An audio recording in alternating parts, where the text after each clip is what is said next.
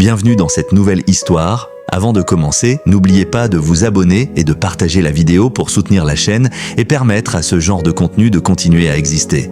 Aujourd'hui, je vais vous raconter un récit mystérieux, presque oublié, mais dont l'écho résonne encore dans la mémoire collective d'une région reculée. L'histoire des 2500 âmes du Vallon pendant des siècles.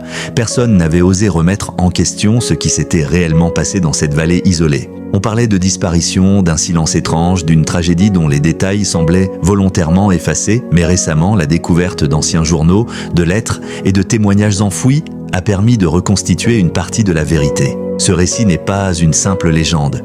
Il s'agit d'un voyage dans le temps, une plongée au cœur d'un événement qui a marqué l'histoire, transformé une région entière et laissé derrière lui une question: comment une communauté de 2500 personnes a-t-elle pu s'éteindre presque du jour au lendemain? Installez-vous.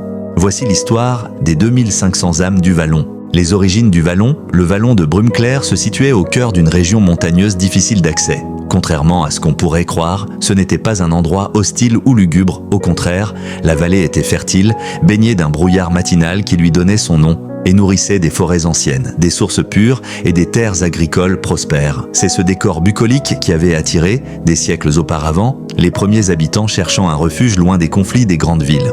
Au fil du temps, une véritable communauté s'y était formée, un peuple soudé, attaché à la nature et à la simplicité. Ils vivaient de l'agriculture, de l'artisanat et d'un commerce modeste mais stable avec les villages voisins.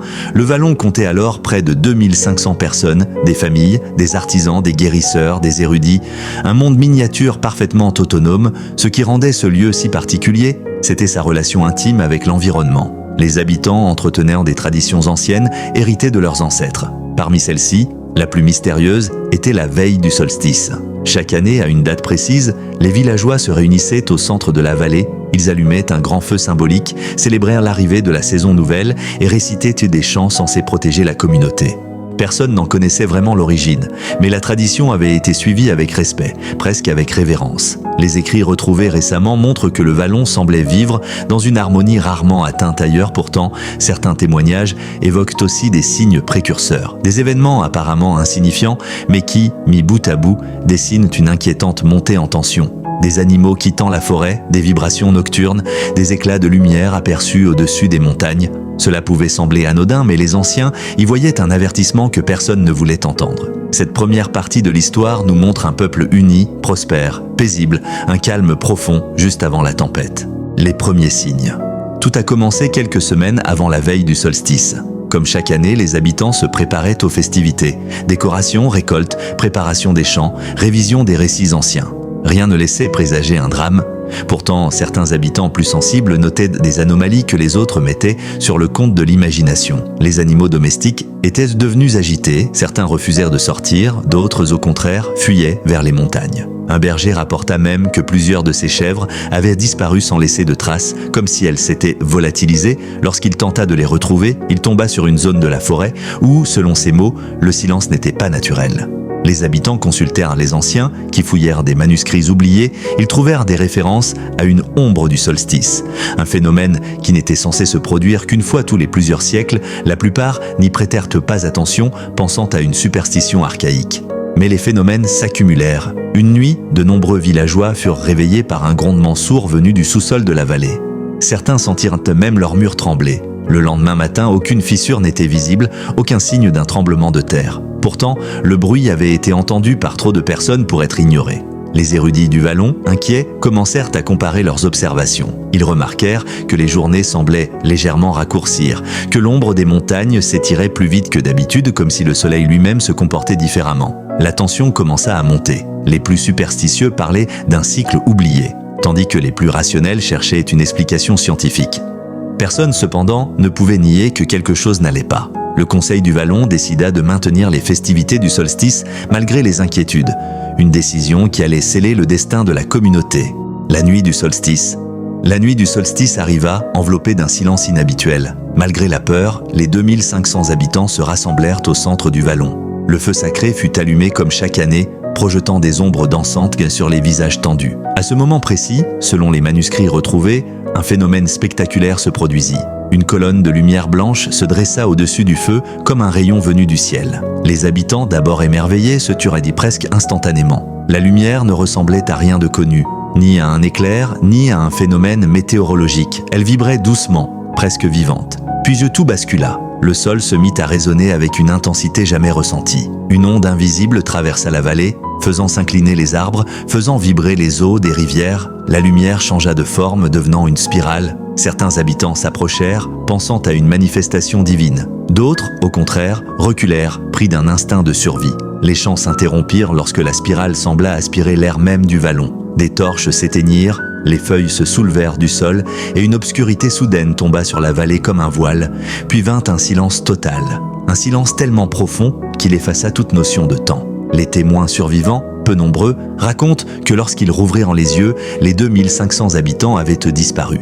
Pas de traces de lutte, pas de destruction, pas de cendres. Les maisons étaient intactes, les repas encore chauds, les animaux livrés à eux-mêmes, comme si la population entière s'était évaporée en un instant. Ce fut le début de la légende des 2500 âmes. L'enquête oubliée. Des semaines plus tard, les villages voisins envoyèrent des équipes de recherche. L'absence de nouvelles était trop inhabituelle, ce qu'ils trouvèrent les plongea dans la stupeur. Un village intact, vivant, mais sans habitants. Les enquêtes commencèrent immédiatement.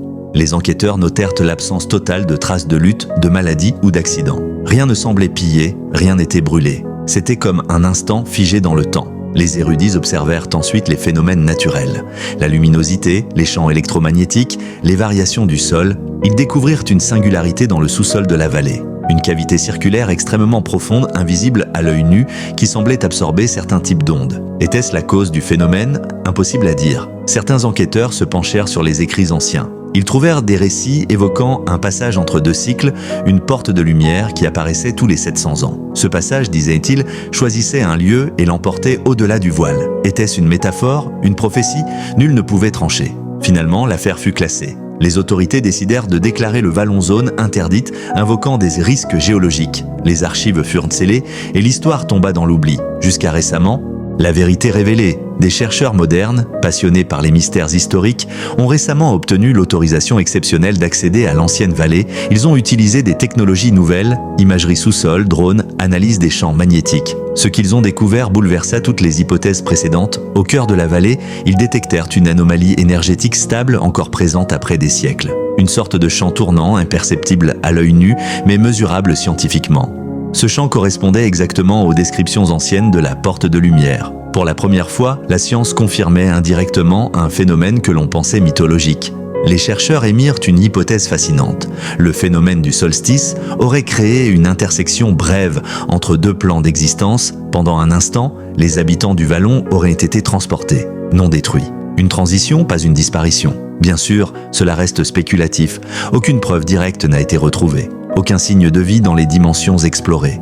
Mais les indices, eux, s'accumulent. Et si les 2500 habitants du vallon existèrent de toujours, ailleurs, ainsi naquit une nouvelle interprétation, celle d'un peuple entier passé dans un autre monde, victime ou bénéficiaire d'un événement rare et incompris. Et aujourd'hui, si vous visitez la région, on vous déconseille encore d'entrer dans le vallon, non pas par peur, mais par respect. Car la vallée garde encore le souvenir de ceux qui y vivaient, et la lumière du solstice, peut-être, pourrait un jour revenir. L'histoire des 2500 âmes du vallon demeure l'un des plus grands mystères de notre mémoire collective. Après avoir exploré les origines de cette communauté, les signes précurseurs, la nuit du solstice et les enquêtes menées au fil des siècles, une vérité s'impose. Malgré toutes les analyses, aucun regard humain n'a su percer totalement le secret de cette disparition. Était-ce un phénomène naturel rare, une transition vers un autre plan, une légende embellie par le temps? Chacun peut y voir sa propre interprétation. Ce qui reste certain, c'est que le vallon, lui, n'a jamais oublié ses terres silencieuses, ses maisons abandonnées,